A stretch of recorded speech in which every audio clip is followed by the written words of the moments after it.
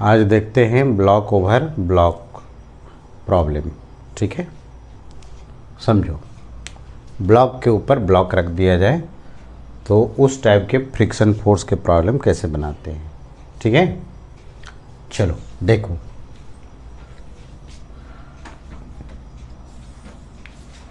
यहाँ पर smooth surface लेते हैं पहले। इसको, ये है स्मूथ सरफेस और यहाँ पर एक एम मास का ब्लॉक है और इस पर एक स्मॉल एम मास का ब्लॉक है। ठीक है, और इस पर फोर्स लगा दिए। यहाँ पर फ्रिक्शन है ना, कोएफिशिएंट ऑफ स्टैटिक फ्रिक्शन दिया हुआ है म्यूएस। प्रॉब्लम में कह रहा है कि बताओ एफ का कितने वैल्यू तक, मैक्सिमम कितने वैल्यू तक दोनों ब्लॉक एक साथ मूव करेगा।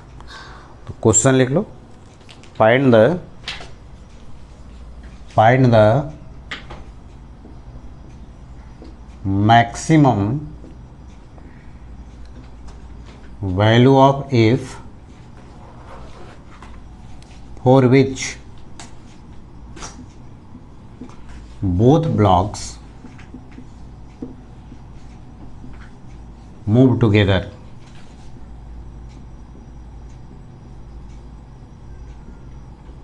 दोनों ब्लॉक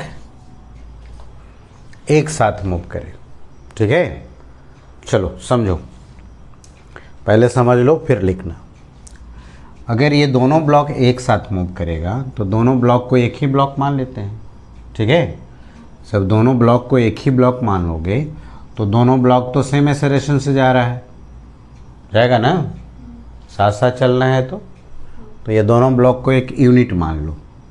अब इसका एक्सेलरेशन निकाल लो, तो क्या इसका वेट फोर्स और नॉर्मल फोर्स दिखाना ज़रूरी है? नहीं ज़रूरी है। क्यों नहीं ज़रूरी है? क्योंकि नॉर्मल का प्रोजेक्शन हॉरिजॉन्टल की तरफ कितना हो जाएगा और mg का भी प्रोजेक्शन हॉरिजॉन्टल में 0। तो एक्सेलरेशन बताओ, यहाँ स्मूथ सरफेस है, इसमें फ्रिक्शन है नहीं, फ्रिक्शन यहाँ पर है। ठीक है, और दोनों ब्लॉक एक साथ चलना है तो दोनों ब्लॉक को एक यूनिट मान लिए हैं। क्लियर है? बताओ कितना एक्सेलरेशन हो जाएगा। तो applied force by total mass of the system, यही होगा ना। ठीक है, अब हम किसी एक ब्लॉक का फ्री बॉडी डायग्राम करते हैं। मान लो अपर ब्लॉक का फ्री बॉडी डायग्राम करते हैं। तो F B D of small M का फ्री बॉडी डायग्राम करो। तो ये बताओ कि इसका वेट फोर्स किधर लगेगा, वर्टिकली। ये तो इस पर नॉर्मल लगाएगा ना, कैसे लगाता है, परपेंडिकुलरली, और क्या करता है, पुश। तो ये ब्लॉक इसको पुश करेगा अपवर्ड डायरेक्शन में, यही ना। अच्छा ये बताओ, अगर ये दोनों ब्लॉक चल रहा है तो इस ब्लॉक के लिए इसको फ्रेम मान ले, क्या मान सकते हैं? जब इस ब्लॉक के लिए इसको फ्रेम मान लेंगे तो इस फ्रेम का एक्सेलरेशन हो जाएगा। तो क्या लगा देंगे, शैडो फोर्स। किधर की ओर लग रहा है, जिस लगता है शैडो फोर्स, जिस डायरेक्शन में एक्सेलरेशन है उसके, तो शैडो तो इधर लग जाएगा। कितना लग जाएगा, एम इंटू, और यहाँ रफ सरफेस है ना, तो फ्रिक्शन भी तो लगेगा। कैसा फ्रिक्शन लगेगा, स्टैटिक। क्यों? क्योंकि दोनों ब्लॉक को एक साथ चलना है। तो ये बताओ, जब इतना फोर्स लगा तो ये ब्लॉक को किधर मूव करने का टेंडेंसी आ गया, बैकवर्ड डायरेक्शन में। जब ये ब्लॉक का बैकवर्ड डायरेक्शन में मूव करने का टेंडेंसी आया तो फ्रिक्शन फोर्स किधर लगेगा, फॉरवर्ड में। कोई दिक्कत है? तो फ्रिक्शन का डायरेक्शन ऐसे निकाल सकते हो, या फिर फ्रिक्शन का डायरेक्शन एक तरीका और है निकालने का। जिस ब्लॉक पर फोर्स लग रहा है ना, उसको देखो कि आगे जा रहा है। अगर ये आगे जाएगा तो ये ब्लॉक यहाँ पर फ्रिक्शन फोर्स लगाएगा। ये ब्लॉक क्या चाहेगा कि ये ब्लॉक जो है आगे नहीं बढ़े, तो ये ब्लॉक इस ब्लॉक पर फ्रिक्शन फोर्स किधर लगा देगा, पीछे की ओर। तो ये ब्लॉक एक्शन के रूप में पीछे की ओर फ्रिक्शन लगाया, तो ये ब्लॉक इस पर रिएक्शन के फॉर्म में आगे की ओर फ्रिक्शन लगा देगा, है ना। अब इस ब्लॉक के रिस्पेक्ट में हम लोग बात कर रहे हैं। क्यों इस ब्लॉक के रिस्पेक्ट में बात किए हैं? क्योंकि यहाँ पर शैडो लग गया है ना। मतलब किस फ्रेम से बात किए हैं, नॉन इनर्शियल से। और नॉन इनर्शियल कौन होगा, कैपिटल एम। ठीक है, तो तो इसके रिस्पेक्ट में ये ब्लॉक क्या होगा, रेस्ट में ना। क्यों? क्योंकि दोनों ब्लॉक को एक साथ जाना है। तो रेस्ट में है तो फोर्स तो बैलेंस कर सकते हैं। तो अपवर्ड डायरेक्शन में फोर्स इन किससे बैलेंस हो जाएगा, mg से। और फ्रिक्शन जो होगा वह किससे बैलेंस हो जाएगा, m इंटू ए से। तो इसको 2 इक्वेशन कह देते हैं, इसको 3 कह देते हैं। ठीक है। सिंस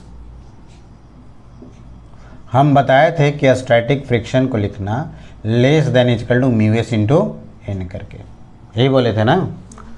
तो स्टैटिक फ्रिक्शन का वैल्यू कितना हो गया, एम इंटू ए। तो यहाँ पर एम ए हो गया less than equal to mu S, और नॉर्मल का वैल्यू यहाँ से बताओ तो कितने के बराबर हो गया, एम इंटू एम से एम कैंसिल। तो ए जो हो गया less than equal to mu S into. तो एक्सेलरेशन जो हो गया वह कितना होना चाहिए दोनों ब्लॉक को एक साथ चलने के लिए, तो less than equal to mu S into g होना चाहिए। ठीक है। लेकिन एक्सेलरेशन नहीं चाहिए था, हमको क्या चाहिए था, फोर्स चाहिए था। ठीक है। तो इक्वेशन 1 से इसमें वैल्यू रख देते हैं, तो इसको इक्वेशन नंबर 4 कह देते हैं। तो देखो फ्रॉम 1 and 4, यहाँ से ए का वैल्यू यहाँ रख दो, तो एफ बाई कितना हो जाएगा, एम प्लस एम, और ये लेस देन इक्वल टू कितना होगा, म्यू एस इंटू सी। अब यहाँ से एफ का वैल्यू कितना होगा, इधर जाके मल्टीप्लाई होगा ना, कितना हो जाएगा, म्यू एस और M plus M into g. तो यहाँ से बताओ कि यहाँ से मैक्सिमम फोर्स मिलेगा कि मिनिमम फोर्स मिलेगा। कह रहा है ये इनइक्वलिटी पढ़ो, कह रहा है कि ये फोर्स का वैल्यू या तो इसके इक्वल होगा या इसे छोटा होगा। मतलब ये कौन सा वैल्यू है, इसके बराबर है या इससे छोटा हो सकता है। मतलब ये कौन सा वैल्यू होगा फोर्स का, मैक्सिमम या मिनिमम। इसके बराबर हो सकता है या इससे छोटा हो सकता है। तो एफ का वैल्यू कैसा होगा, मिनिमम या मैक्सिमम। इससे ज़्यादा तो नहीं हो सकता है ना, इससे कम तो हो सकता है, तो मिनिमम तो नहीं हुआ ना, कैसा वैल्यू हुआ, मैक्सिमम। तो यहाँ से मैक्सिमम जो फोर्स मिला जिसके लिए दोनों ब्लॉक एक साथ मूव करेगा वह mu S M plus M into g हो गया, है ना। तो इस रिजल्ट को याद रखना चेक करने के लिए कि अगर लोअर ब्लॉक पर फोर्स लगेगा तो कितने फोर्स तक दोनों ब्लॉक एक साथ मूव करेंगे। तो F less than equal to mu S into m plus M into g तक दोनों ब्लॉक एक साथ मूव करेगा। ठीक है, आया समझ में। अब समझो थोड़ा सा, ये हम किसके फ्रेम में इसका फ्री बॉडी डायग्राम ड्रॉ किए हैं बताओ तो। ये फ्री बॉडी डायग्राम जो ड्रॉ किए हैं एम का, वह किसके रिस्पेक्ट में किए हैं, with respect to m block, ही ना। अगर हमें ग्राउंड के रिस्पेक्ट में ड्रॉ करना होता है तो हम क्या सीडो फोर्स लगाते, नहीं ना। तो देखो इसमें थोड़ा सा तरीका भी बदल करके आपको समझाते हैं और कर देते हैं। तो हम ग्राउंड के फ्रेम में एम का फ्री बॉडी डायग्राम ड्रॉ करते हैं। A B D of a small M with respect to ground, ठीक है, ग्राउंड के रिस्पेक्ट में।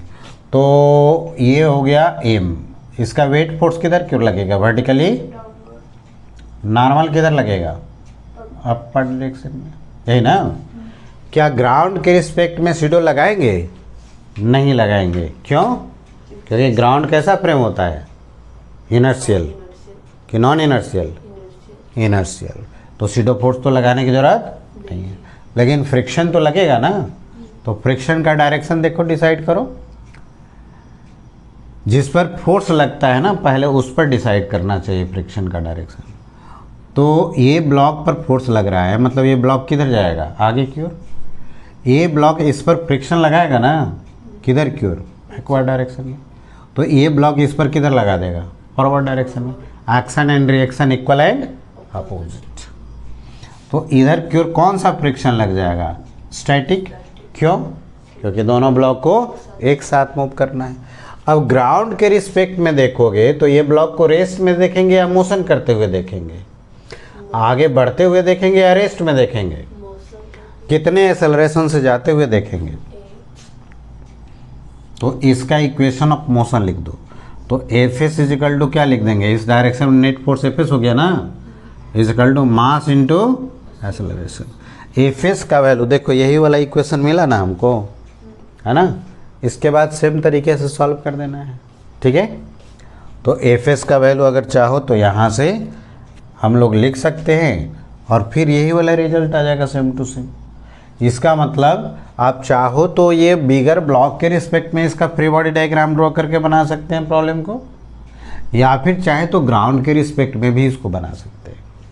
यहाँ तक तो इक्वेशन से मिल गया ना, उसके बाद ये वाला रिजल्ट जो है उसके लिए भी रहेगा और सेम रिजल्ट निकल जाएंगे। आया समझ में कि नहीं आया, कोई दिक्कत है तो बताओ।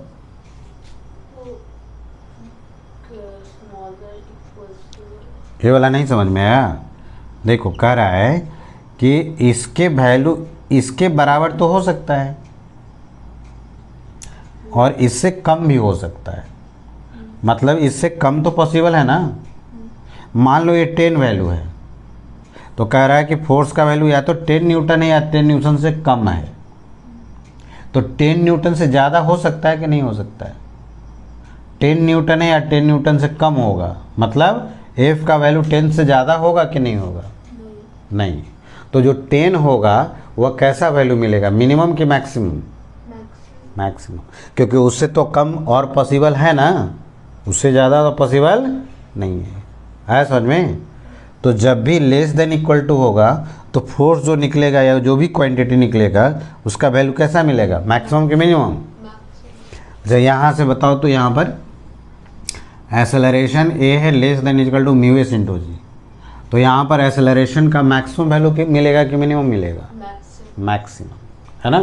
क्योंकि कह रहा है या तो इसके बराबर होगा या इससे छोटा होगा, तो छोटा तो हो ही सकता है ना, इससे बड़ा तो नहीं हो सकता है ना। तो एक कैसा वैल्यू मिलेगा, मैक्सिमम। तो मैक्सिमम कितने एक्सेलरेशन तक दोनों जा सकता है, म्यू एस इंटू जी, और कितने फोर्स तक जा सकता है, तो इतना, ठीक है। लिखो पहले इतना। चलो देखो समझो, ये तो स्मूथ सरफेस था ना, तो ये बताओ ये दोनों ब्लॉक कितने फोर्स तक एक साथ चलेगा। तो अभी तो निकाले result, F less than equal to mu S M plus M into up to this force, दोनों ब्लॉक एक साथ मूव करेंगे, है ना। तो लिख लो इसको नोट करके, up to this force both blocks move together।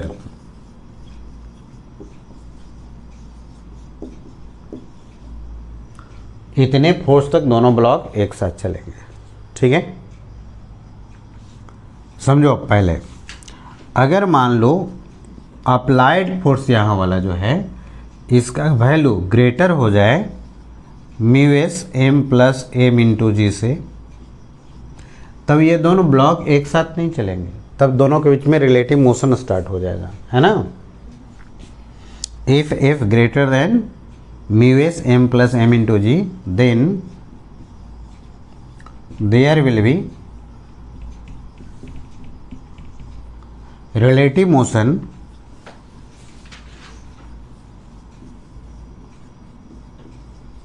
Between blocks. दोनों के बीच में कैसा मोशन हो जाएगा, रिलेटिव मोशन, है ना। तो फिर दोनों का फ्री बॉडी डायग्राम ड्रॉ करके आप इक्वेशन ऑफ मोशन लिख करके दोनों का एक्सेलरेशन निकाल सकते हो, ठीक है। चलो इस पर हम एक क्वेश्चन दे देते हैं, समझो। यहाँ पर क्वेश्चन देखो, इसी पर हम क्वेश्चन दे देते हैं, इसी रिजल्ट पर समझो, वो रिजल्ट रहने देते हैं।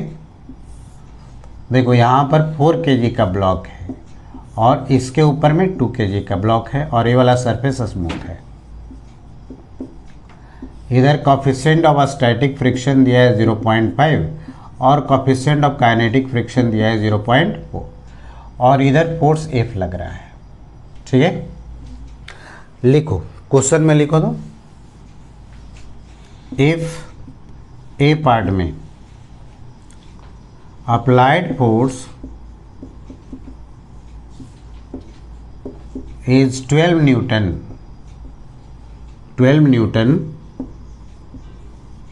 then find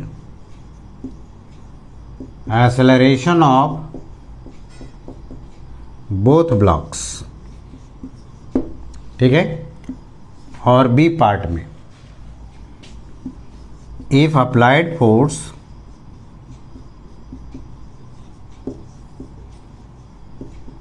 is 36 Newton, then find acceleration of both blocks. Then find acceleration of both blocks. ठीक है। तो रिजल्ट देख लो, कितने फोर्स तक एक साथ चलता है, यही ना। तो जब भी ऐसे प्रॉब्लम मिलेगा तो चेक कर लेना कि कितने फोर्स तक दोनों ब्लॉक एक साथ मूव करेंगे, है ना। इसके लिए हमें ये रिजल्ट जो है वो याद रखना है, ये वाला, है ना। तो इतने फोर्स तक दोनों ब्लॉक एक साथ मूव करेंगे। तो देखो अब क्वेश्चन बना देते हैं हम, ये वाला रिजल्ट याद रखना है। तो सबसे पहला स्टेप होगा कि चेक करो कि देयर इज रिलेटिव मोशन और नॉट, है ना। Check the relative motion between blocks, है ना। तो ये बताओ कितने फोर्स तक दोनों ब्लॉक एक साथ मूव करेंगे। Mu S M plus M into. तो यहाँ से बताओ कि कितने फोर्स तक एक ब्लॉक दोनों ब्लॉक एक साथ मूव करेंगे।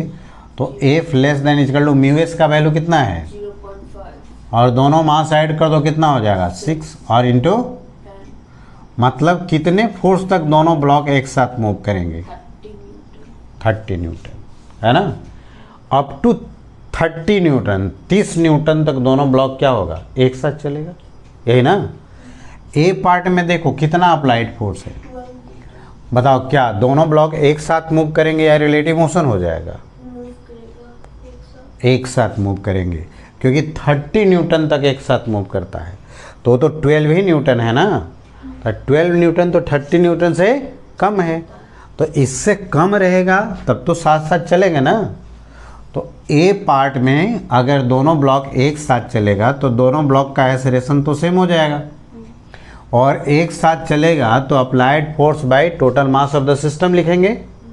तो अप्लाइड फोर्स कितना है बताओ, और total mass of the system बताओ 6 कितना हो जाएगा 2 मीटर पर सेकेंड स्क्वायर। कोई दिक्कत इसमें नहीं ना। चलो बी पार्ट में बताओ कि दोनों ब्लॉक एक साथ मूव करेंगे या रिलेटिव मोशन हो जाएगा, रिलेटिव मोशन क्योंकि अप्लाइड फोर्स कितना है 36 न्यूटन। तो दोनों ब्लॉक तो अलग अलग एक्सेलरेशन से चलेंगे क्योंकि दोनों के बीच में क्या हो जाएगा रिलेटिव मोशन। और जब दोनों के ब्लॉक के बीच में रिलेटिव मोशन होगा तो यहाँ जो फ्रिक्शन लगेगा वो कैसा नेचर का लगेगा, स्टैटिक या काइनेटिक। काइनेटिक, क्योंकि जब रिलेटिव मोशन हो जाता है तब कैसा फ्रिक्शन लगता है काइनेटिक। तो हम ग्राउंड के फ्रेम में, ग्राउंड के रिस्पेक्ट में दोनों ब्लॉक का फ्री बॉडी डायग्राम ड्रॉ करेंगे और इक्वेशन ऑफ मोशन लिखेंगे, है ना। तो F B D of 2 kg block with respect to ground, with respect to ground, ठीक है।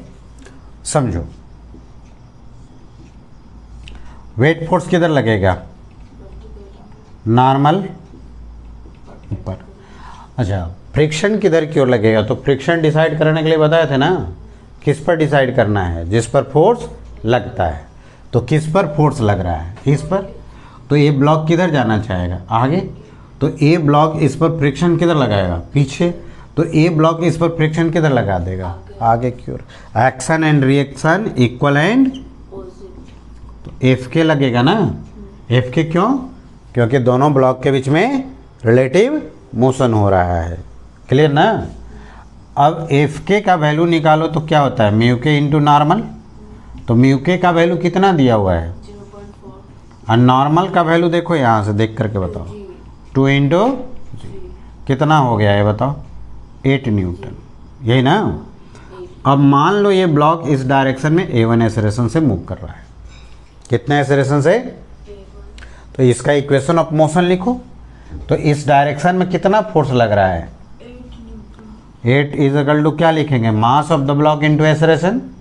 तो इस ब्लॉक का मास कितना है 2 और एक्सेलरेशन कितना माने हैं A1, मतलब ये ब्लॉक का एक्सेलरेशन कितना हो गया 4 मीटर पर सेकेंड स्क्वायर। कोई दिक्कत नहीं ना, आ रहा है समझ में। इधर लिखा हुआ है ना यहाँ तक है, क्वेश्चन नहीं लिखा हुआ है, तो पहले इतना लिखो फिर आगे समझाते हैं। चलो तो 2 kg ब्लॉक का तो हम लोग देख लिए है ना। अब 4 kg ब्लॉक का देखो, इधर मिटा दे रहे हैं और देखो 4 kg ब्लॉक का। तो 4 kg ब्लॉक का क्या करेंगे, फ्री बॉडी डायग्राम करेंगे और इक्वेशन ऑफ मोशन लिखेंगे। तो समझो F B D of 4 kg block. तो 4 kg ब्लॉक पर इस डायरेक्शन में कितना फोर्स लग रहा था, 36 न्यूटन। ये ब्लॉक इस पर फ्रिक्शन आगे की ओर लगाया था ना, कितना लगाया है देख के बताओ, 8 न्यूटन। तो अगर ये ब्लॉक इस पर फ्रिक्शन आगे की ओर 8 न्यूटन लगाया, तो ये इस पर एक्शन दिया ना 8 न्यूटन, तो ये ब्लॉक इस पर रिएक्शन के रूप में इधर देगा ना 8 न्यूटन। ये 4 kg वाला ब्लॉक है, तो कौन सा सरफेस कांटेक्ट में है, ऊपर वाला ना। तो ऊपर वाले पर ही तो फ्रिक्शन लगेगा इधर की ओर, कितना 8 न्यूटन। नॉर्मल भी लगेगा, वेट भी लगेगा, लेकिन समझ रहे हो कि उसको लिखने से कोई फ़ायदा क्यों नहीं फ़ायदा है, का प्रोजेक्शन हाँ हॉरिजॉन्टल में 0 हो जाएगा। तो अब इसका इक्वेशन ऑफ मोशन सिर्फ लिख दे, नीचे में तो फ्रिक्शन लगेंगे नहीं, क्यों नहीं लगेगा, क्योंकि स्मूथ है। तो इस direction of equation of motion बताओ कितना होगा, 36 minus 8 is equal to 4 into A2। यहाँ पर माइनस करो कितना हो जाएगा, 28 is equal to 4 into A2। तो बताओ A2 का वैल्यू कितना हो गया, 7 मीटर पर सेकेंड स्क्वायर। इसको लिख लो यहाँ तक। तो स्टेप समझ में आया ना। क्या करना है, पहले चेक करना है कि दोनों एक साथ चलेगा कि नहीं चलेगा। अगर एक साथ चल रहा है तब तो कॉमन एक्सेलरेशन हो जाएगा। अगर रिलेटिव मोशन हो गया तो दोनों ब्लॉक का फ्री बॉडी डायग्राम ड्रॉ करना है, किसके रिस्पेक्ट में, ग्राउंड के रिस्पेक्ट में। इक्वेशन ऑफ मोशन लिख देंगे, दोनों ब्लॉक का एक्सेलरेशन मिल जाएगा। चलो लिखो जल्दी से। चलो नेक्स्ट क्वेश्चन देखते हैं, समझो। प्रीवियस प्रॉब्लम में हम लोग लोअर ब्लॉक पर फोर्स लगाए थे, इस बार हम अपर ब्लॉक पर फोर्स लगा देंगे। और फिर से वही क्वेश्चन, यहाँ पर coefficient of static friction mu s दिया है और ए वाला है स्मूथ सरफेस। प्रॉब्लम में कहता है कि कितने फोर्स तक दोनों ब्लॉक एक साथ मूव करेगा, ठीक है। तो लिख लो question, find the maximum force for which both blocks move together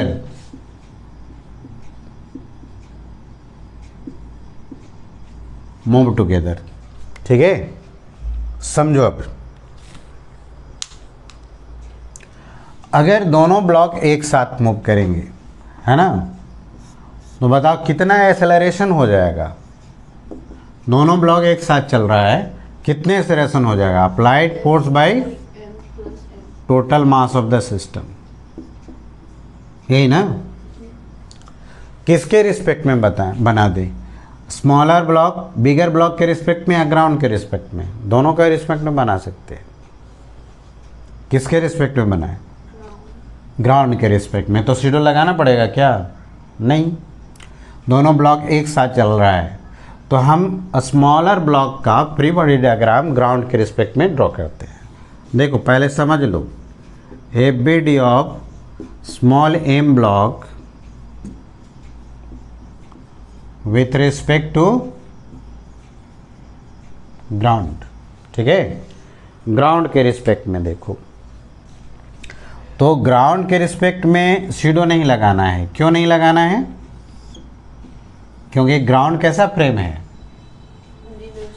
inertial. F हो गया। अब इस पर बताओ कि ए ब्लॉक पर फोर्स आगे की ओर लग रहा है, तो फ्रिक्शन किधर क्यों लगेगा? पीछे क्यों? क्योंकि ये ब्लॉक चाहेगा कि ये ब्लॉक आगे ना बढ़े, इसलिए ब्लॉक फ्रिक्शन लगाएगा पीछे की ओर। कैसा फ्रिक्शन लगाएगा? दोनों एक साथ चल रहा है तो स्टैटिक। नॉर्मल फोर्स ऐसे लगाओगे ना, और वेट फोर्स किधर लगेगा? अब ग्राउंड के रिस्पेक्ट में कितने एक्सेलरेशन से जा रहा है? ए से जा रहा है। कोई दिक्कत यहाँ तक?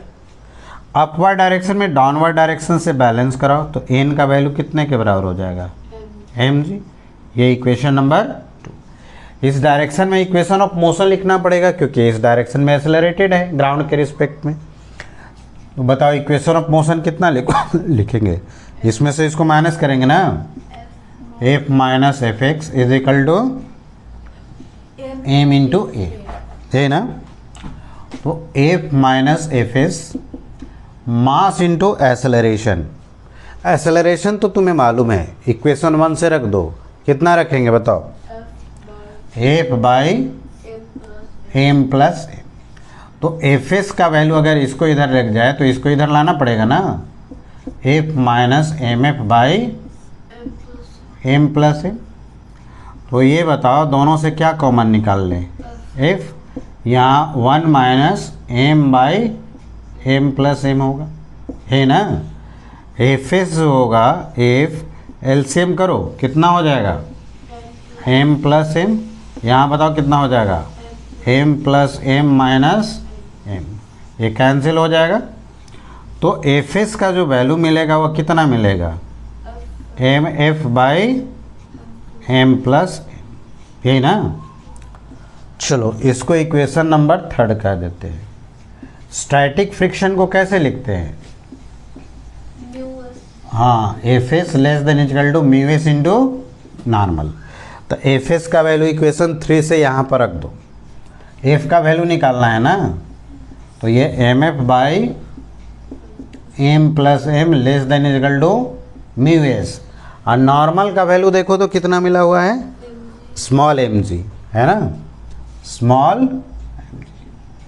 तो यहाँ से एफ का वैल्यू निकालना है, तो ये चला जाएगा ऊपर, mu S M plus M small M G by कितना?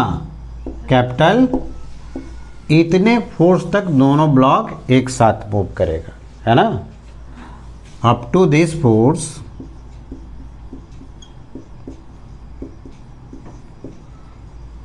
both blocks move together, ठीक है। अगर अप्लाइड फोर्स ग्रेटर हो जाए इससे, mu S M plus M small M G by M, तब क्या होगा? दोनों ब्लॉक एक साथ चलेंगे कि रिलेटिव मोशन हो जाएगा? हाँ, then there will be relative motion between blocks। और रिलेटिव मोशन हो जाता है तो फिर कैसे प्रॉब्लम बनाते हैं? दोनों का फ्री बॉडी डायग्राम ड्रॉ करेंगे, किसके रिस्पेक्ट में? ग्राउंड के रिस्पेक्ट में, और इक्वेशन ऑफ मोशन लिख करके सॉल्व कर देंगे, निकल जाएगा, ठीक है। चलो बनाओ यहाँ तक, लेकिन ये वाला कंडीशन याद रखना कि अपर ब्लॉक पर अगर फोर्स लगेगा तो कितने फोर्स तक दोनों ब्लॉक एक साथ मूव करेंगे, ठीक है। चलो देखो, इस पर बेस्ड एक क्वेश्चन लिख लो, दो कंडीशन याद रखना है ना। यहाँ पर 4 kg का ब्लॉक है और इसके ऊपर में 2 kg का ब्लॉक है। यह सरफेस स्मूथ है और यहाँ पर म्यू एस का वैल्यू दे दिए 0.5, म्यू के का वैल्यू दिए 0.4 और इधर फोर्स लगा देते हैं। लिखो क्वेश्चन लिखो तो ए पार्ट में if applied force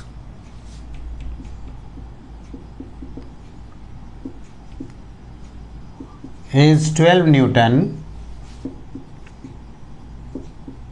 then find acceleration of both blocks और बी पार्ट में if applied force is 48 Newton, then find acceleration of both blocks, दोनों ब्लॉक का एक्सेलरेशन है ना। तो सबसे पहले समझो चेक करना है कि रिलेटिव मोशन होगा कि नहीं, है ना। तो पहला step check the relative motion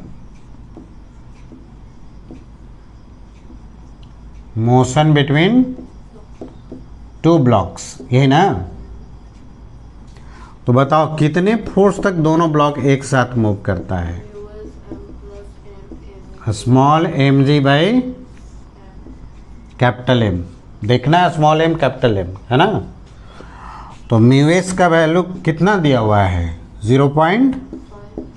दोनों मास को ऐड करोगे कितना हो जाएगा 6। स्मॉल एम है ऊपर वाला, जी का वैल्यू 10 और ये कैपिटल एम नीचे वाला, यही ना।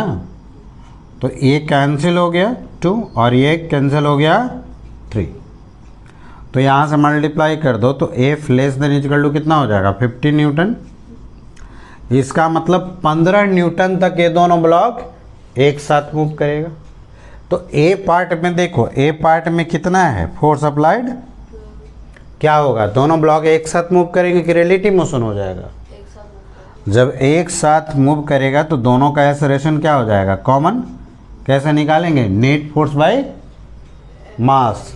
तो नेट फोर्स कितना हो रहा है 12 और total mass of the system कितना हो गया 6, कैंसिल हो गया कितना हो जाएगा 2 मीटर पर सेकेंड हो गया है।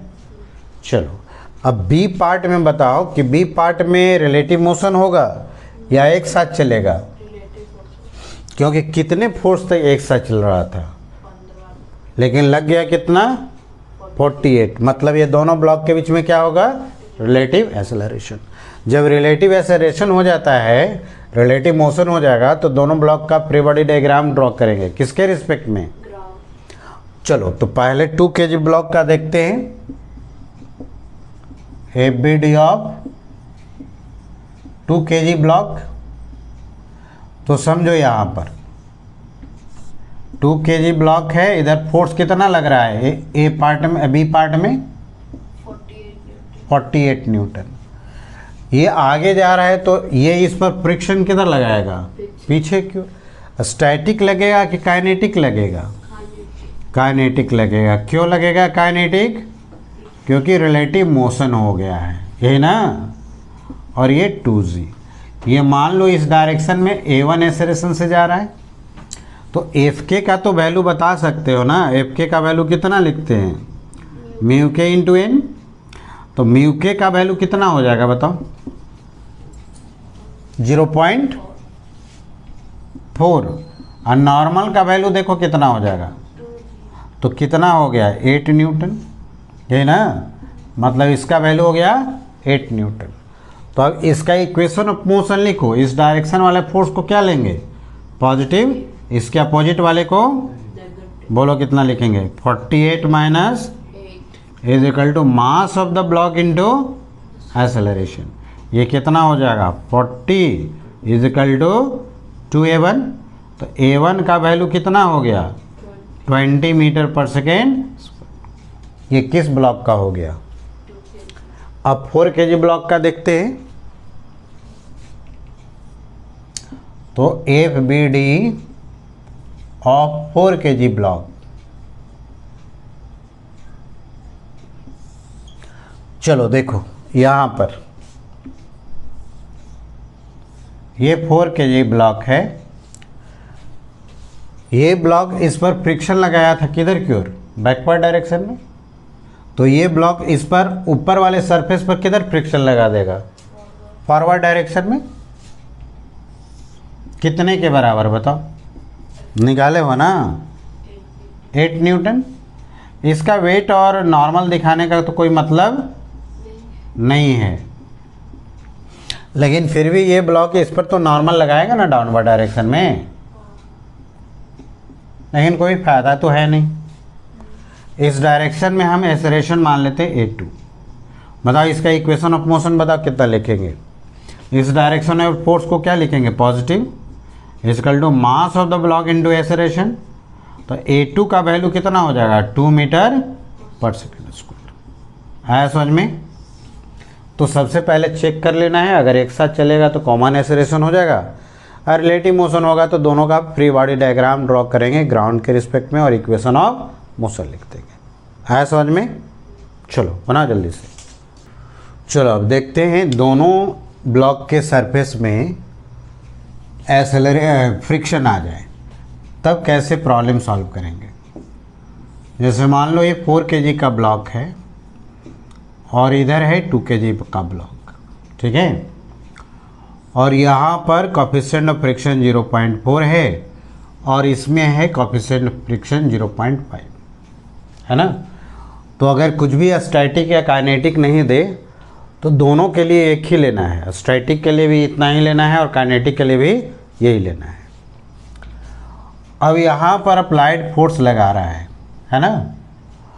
तो आप लिखो, क्वेश्चन लिखो, ए पार्ट में लिखो, तो इफ, क्वेश्चन लिख लो, if applied force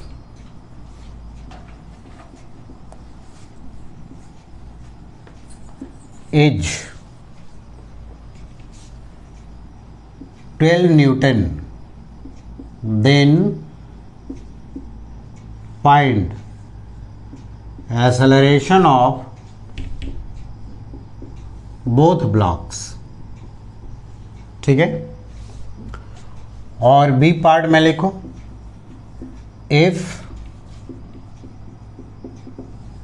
applied force is 36 Newton, then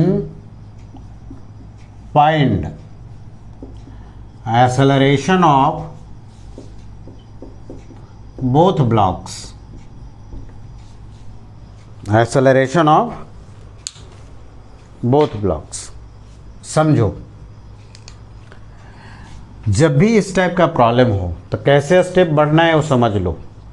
सबसे पहला स्टेप होगा, फर्स्ट स्टेप, कि दोनों फ्रिक्शन के बीच में, दोनों सरफेस के बीच में लिमिटिंग फ्रिक्शन निकाल लिया जाए।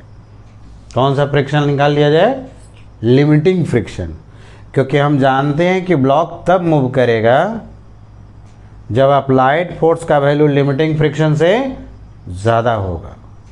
अगर लिमिटिंग फ्रिक्शन से अप्लाइड फोर्स का वैल्यू कम होगा तो ब्लॉक मूव नहीं करेंगे, यही ना। तब ब्लॉक नहीं मूव करेंगे तो कौन सा फ्रिक्शन लगेगा, स्टैटिक लगेगा, ठीक है। चलो तो हम पहले फाइंड करते हैं दोनों सरफेस के बीच में लिमिटिंग फ्रिक्शन। ऊपर वाला सरफेस को 1 कह देते हैं और नीचे वाले सरफेस को 2 कहते हैं, है ना। तो फर्स्ट स्टेप में है find limiting friction, find limiting friction between two surfaces, या जितना भी सरफेस होगा उसके बीच में, है ना। तो लिमिटिंग फ्रिक्शन तो हम लोग जानते हैं कितना होता है, म्यू एस इंटू एन। अब यह म्यू एस म्यू के तो करके दिया नहीं है, ठीक है, तो जो दिया है वही लेंगे। तो अगर ऊपर वाले सरफेस में कहेंगे तो F1 कह देते हैं। तो ऊपर वाले सरफेस में म्यू एस का वैल्यू कितना दिया हुआ है, और ऊपर वाले सरफेस का नॉर्मल कितना हो जाएगा, नीचे लगेगा ना, कितना, 2G 2G। तो इसका मतलब ऊपर वाले सरफेस में लिमिटिंग फ्रिक्शन जो हुआ वो कितने के बराबर हो गया, 10 न्यूटन, है ना। अब लोअर वाले सरफेस में लिमिटिंग फ्रिक्शन देखो F2 कह दे रहे हैं, तो इसका म्यू एस कितना दिया हुआ है, 0.4। और इसका नॉर्मल लिखोगे तो ये दोनों ब्लॉक मिला करके mg होगा ना, तो दोनों ब्लॉक को मिला करके निकालेंगे तो कितना हो जाएगा। तो लोअर वाले सरफेस में लिमिटिंग फ्रिक्शन कितना हो गया, 24 पहला स्टेप हो गया, है ना। अब हम देखेंगे अप्लाइड फोर्स कितना है। तो ए पार्ट के लिए देख रहे हैं, अप्लाइड फोर्स कितना बोला है, 12 न्यूटन। अब ये 12 न्यूटन लग रहा है और इसके बीच में लिमिटिंग फ्रिक्शन कितना है, 24 न्यूटन। तो क्या ये ब्लॉक आगे की ओर मूव करेगा कि नहीं करेगा। ब्लॉक आगे की ओर मूव कब करता है, जब अप्लाइड फोर्स का वैल्यू लिमिटिंग से ज़्यादा होगा। तो नीचे वाले सरफेस में लिमिटिंग कितना है, 24, और अप्लाइड फोर्स कितना है यहाँ पर, 12 न्यूटन। तो ये बताओ कि इधर ज़्यादा फोर्स लग रहा है कि इधर ज़्यादा फोर्स लग रहा है, इधर ज़्यादा लग रहा है। तो क्या ये ब्लॉक मूव करेगा, नहीं मूव करेगा, क्योंकि मूव कब करता है, जब अप्लाइड फोर्स का वैल्यू लिमिटिंग से ज़्यादा होगा। लेकिन अप्लाइड फोर्स कितना है, 12 न्यूटन, और लिमिटिंग कितना है, 24। तो ये ब्लॉक तो मूव ही नहीं करेगा। तो ये ब्लॉक जब मूव नहीं करेगा तो ये वाला का तो मूव करने का कोई चांस ही नहीं है, क्योंकि ये जब मूव ही नहीं करेगा तो ये कैसे मूव कर जाएगा, ये तो उसके ऊपर में रखा हुआ है तो मूव नहीं करेगा। तो ए पार्ट का अगर हम देखें तो लिखना पड़ेगा, since applied force less than limiting friction,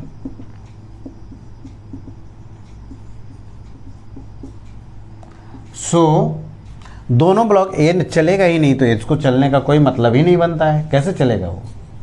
so both blocks does not move, दोनों ब्लॉक नहीं मूव करेंगे। जब मूव ही नहीं करेगा तो बताओ एक्सेलरेशन होगा, नहीं होगा। तो एक्सेलरेशन कितना हो जाएगा, 0। लेकिन अगर इसी केस में हम कहते हैं कि अपर ब्लॉक और लोअर ब्लॉक के में फ्रिक्शन फोर्स बताओ कितना होगा, है ना। तो बताओ तो फ्रिक्शन फोर्स कितना होगा एक केस में, इसमें तो ये वाला चल रहा है क्या, ऊपर वाला नहीं, चलने का टेंडेंसी होगा, नहीं होगा, क्योंकि ये वाला ब्लॉक मूव ही नहीं किया तो इसको टेंडेंसी कहाँ से आएगा, टेंडेंसी भी नहीं है। तो ये ब्लॉक ना मूव कर रहा है ना टेंडेंसी ऑफ मोशन है, तो ऊपर वाले ब्लॉक में फ्रिक्शन कितना हो जाएंगे, 0, क्योंकि फ्रिक्शन दो ही कंडीशन में लगता है ना, या तो टेंडेंसी ऑफ मोशन हो जाए या फिर रिलेटिव मोशन हो जाए। तो इस केस में friction force on upper block कितना हो जाएगा,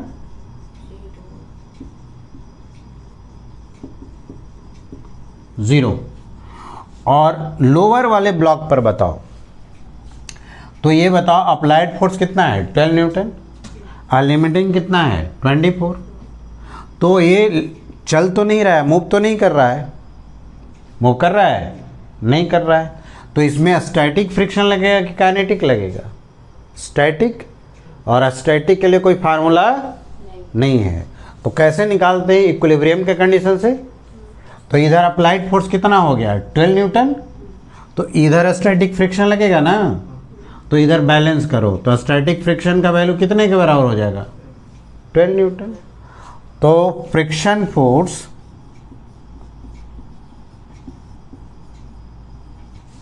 ऑन लोअर ब्लॉक कितना हो जाएगा, 12 न्यूटन। ये समझ में आया कि नहीं आया। चलो इसका बी पार्ट देखते हैं। बी पार्ट में देखो अप्लाइड फोर्स कितना है, 36 न्यूटन, और इसका लिमिटिंग फ्रिक्शन कितना है? 24 तो ये बताओ, ये ब्लॉक मूव करेगा कि नहीं करेगा? करेगा। जब अब दोनों ब्लॉक, ये ब्लॉक मूव करने लगा तो ये इसको तो एक्सेलरेशन मिल जाएगा, तो इस पर क्या लगेगा? Pseudo force. हाँ, इस पर स्यूडो फोर्स लगेगा तो इसको भी मूव करने का टेंडेंसी आ जाएगा ना। जब ऐसे सिचुएशन में होगा तो हम कैसे समझेंगे कि ये दोनों ब्लॉक एक साथ मूव करेगा या दोनों के बीच में रिलेटिव मोशन होगा? तो सबसे पहला स्टेप क्या है? चेक करना कि ये दोनों के बीच में रिलेटिव मोशन हो रहा है कि नहीं हो रहा है ना? अगर नहीं होगा तब तो कॉमन एक्सेलरेशन से चलेगा। अगर रिलेटिव मोशन हो गया तो क्या होगा? दोनों का एक्सेलरेशन अलग अलग हो जाएंगे। तो इसके लिए स्टेप क्या है कि सबसे पहले अगर मूव करने लगा तो कॉमन एक्सेलरेशन निकालना है। कॉमन एक्सेलरेशन मतलब दोनों ब्लॉक को मान लेना है कि एक साथ चल रहा है, मान लेते हैं, है ना। तो अभी दोनों ब्लॉक को एक साथ मान लो कि चल रहा है, तो दोनों ब्लॉक को एक सिस्टम मान लेंगे तो कितने केजी का हो जाएगा?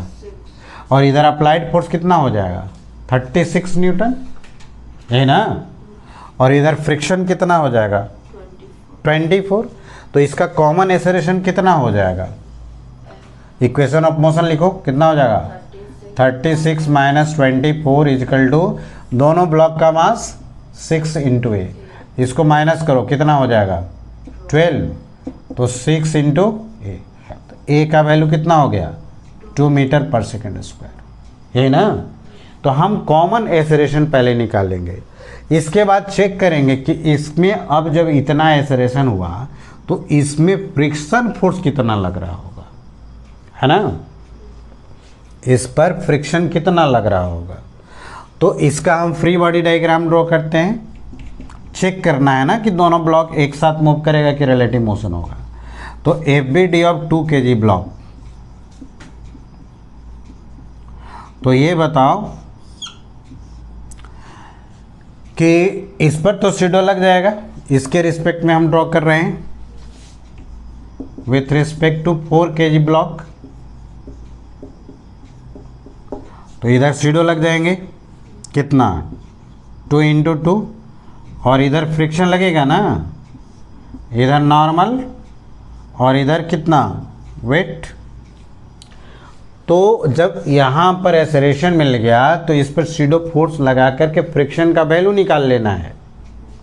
तो यहाँ सीडो फोर्स मान रहे हैं ना कि दोनों एक साथ चल रहा है, तब यहाँ से दोनों मानो कि एक साथ चल रहा है और यहाँ से फ्रिक्शन का वैल्यू निकाल लो। तो दोनों एक साथ चलेगा तो कॉमन एक्सेलरेशन रहेगा। तो इसके रिस्पेक्ट में ये ब्लॉक क्या होगा? रेस्ट में ना। तो फ्रिक्शन का वैल्यू कितना हो जाएगा? 4 न्यूटन। अब समझो, अब देखना है कि यहाँ जो फ्रिक्शन हमारा निकला वह लिमिटिंग फ्रिक्शन से ज़्यादा है कि कम है? कम है। तो लिमिटिंग फ्रिक्शन से अगर कम होता है तो कौन सा फ्रिक्शन लगेगा? स्टैटिक। और अगर स्टैटिक लगेगा इसका मतलब दोनों ब्लॉक एक साथ चल रहा है। फिर से समझो, कॉमन एक्सेलरेशन मान लेना है, निकाल लेना है, फिर फ्रिक्शन कैलकुलेट करना है। अगर फ्रिक्शन का वैल्यू लिमिटिंग फ्रिक्शन से कम आया, मतलब कौन सा फ्रिक्शन लग रहा है वहाँ पर? स्टैटिक। और स्टैटिक लगेगा तो दोनों ब्लॉक एक साथ मूव करेगा। अगर उसका वैल्यू, फ्रिक्शन का वैल्यू 10 न्यूटन से ज़्यादा आ जाता, इसका मतलब इसमें क्या लग जाता? Kinetic friction. कौन सा फ्रिक्शन लग जाता? और काइनेटिक लग जाता है, इसका मतलब दोनों के बीच में क्या हो जाता? Relative motion. और जब दोनों के बीच में रिलेटिव मोशन हो जाएगा तो दोनों का एक्सेलरेशन अलग अलग हो जाएंगे। लेकिन यहाँ पर हम क्या देख रहे हैं कि फर्स्ट सरफेस के बीच में जो फ्रिक्शन आएगा, लिमिटिंग फ्रिक्शन, उसका वैल्यू उस फ्रिक्शन से ज़्यादा है। मतलब ये दोनों के बीच में स्टैटिक फ्रिक्शन लग रहे हैं। और स्टैटिक फ्रिक्शन कब लगते हैं? जब दोनों के बीच में रिलेटिव मोशन नहीं होगा, तब तो दोनों ब्लॉक कॉमन एक्सेलरेशन से जाएगा ना। और कॉमन एक्सेलरेशन तो हम लोग निकाल चुके हैं, कितना? 2 मीटर पर सेकेंड स्क्वायर। तो इस केस में 1 और 2 दोनों कॉमन एक्सेलरेशन से मूव करेगा 2 मीटर पर सेकेंड स्क्वायर से। आई बात समझ में? अब समझो, इसमें तो हम लोग देख रहे हैं कि यहाँ से जो फ्रिक्शन मिला उसका वैल्यू लिमिटिंग फ्रिक्शन से क्या हुआ, कम। इसका मतलब इसके बीच में काइनेटिक फ्रिक्शन नहीं लगेगा, कौन सा फ्रिक्शन लग जाएगा, स्टैटिक। और स्टैटिक लग गया, इसका मतलब ये दोनों ब्लॉक के बीच में रिलेटिव मोशन नहीं हो रहा है, इसीलिए दोनों का एक्सेलरेशन क्या हो जाएगा, सेम।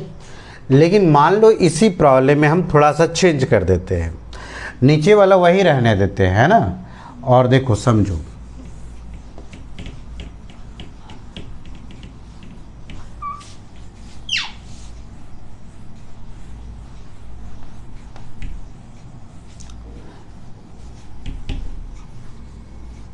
इसमें हम चेंज कर देते हैं और यहाँ पर coefficient of friction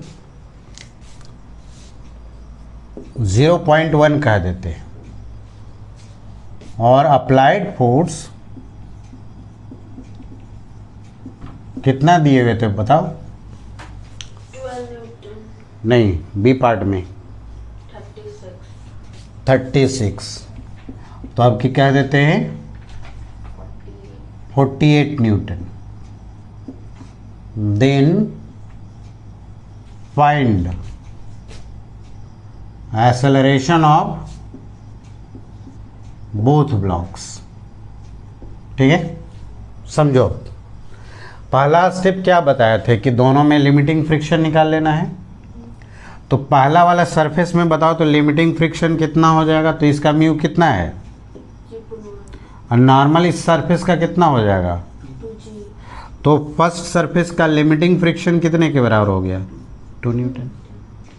second surface में लिमिटिंग फ्रिक्शन का वैल्यू बताओ तो कितना हो जाएगा, 0.4 इंटू 6G ना, तो F2 कितना हो जाएगा 24 न्यूटन।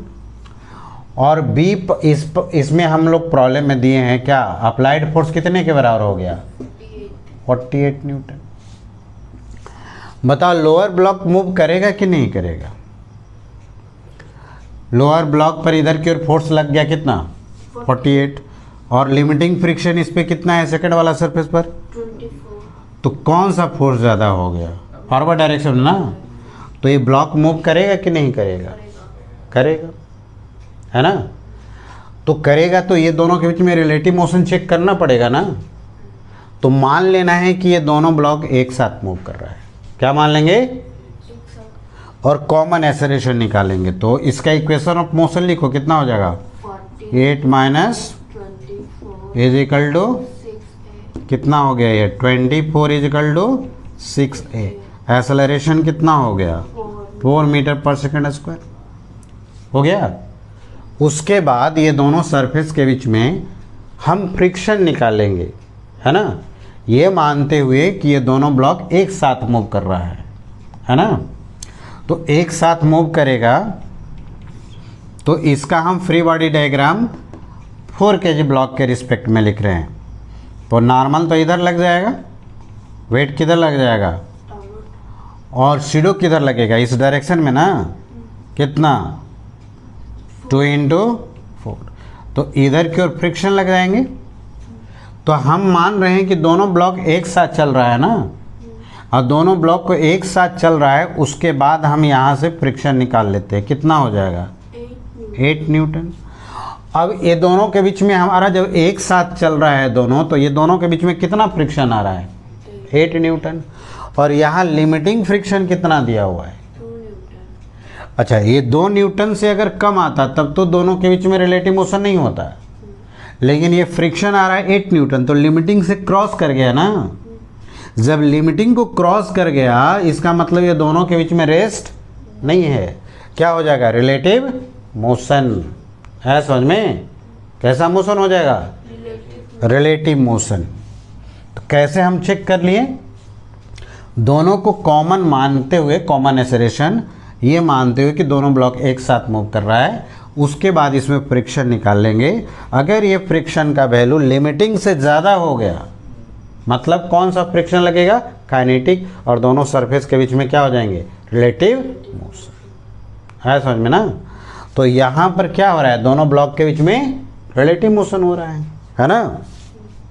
सिंस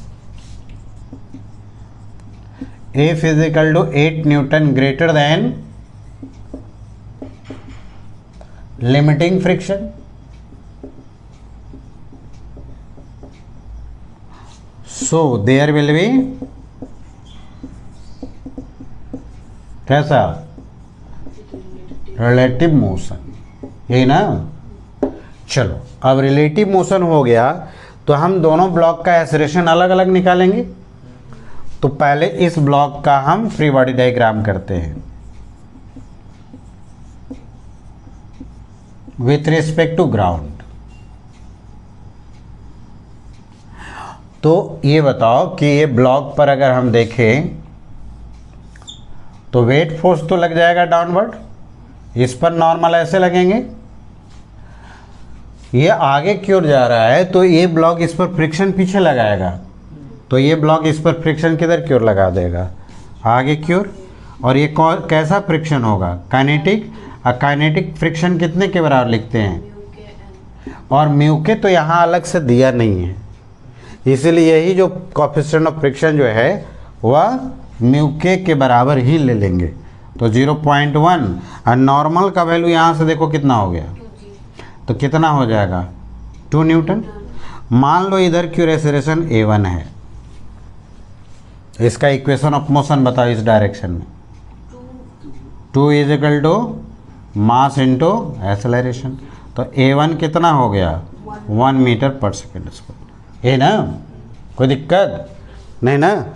अब हम इस ब्लॉक का भी निकाल लेते हैं, ठीक है। तो चलो पहले इतना नोट करो, फिर इस ब्लॉक का निकालते हैं। अब 4 kg ब्लॉक का हम फ्री बॉडी डायग्राम ड्रॉ करते हैं। समझो,